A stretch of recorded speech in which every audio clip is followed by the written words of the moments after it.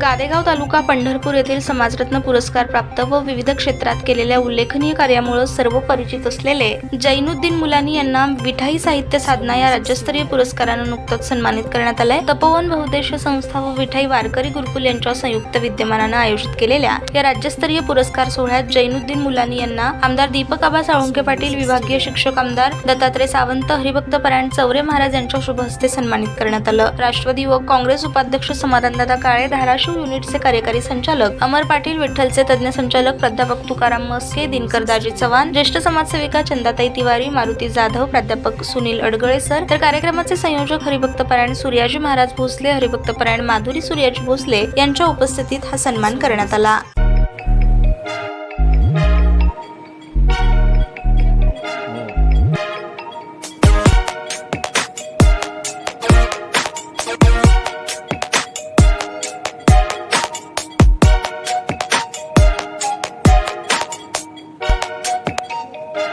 सोलापूर शहरातील सुप्रसिद्ध हॉस्पिटल म्हणजे सेंट्रल मल्टी स्पेशालिटी हॉस्पिटल मागील अनेक वर्षापासून सेवा बजावत आहे। 24 तास इमर्जन्सी सर्व्हिस, मॉडर्न टेक्नॉलॉजी, अनुभवी डॉक्टर्स तसेच अत्याधुनिक तंत्रज्ञान सुविधांनी सुसज्ज स्त्रीरोग प्रसूती विभाग, ऑर्थोपेडिक विभाग, मेडिकल विभाग आणि इतर एकमेव नाव म्हणजे सेंट्रल मल्टी स्पेशालिटी हॉस्पिटल। पत्ता गणेशपेठ शॉपिंग सेंटर, मंगळवार बाजार, सोलापूर।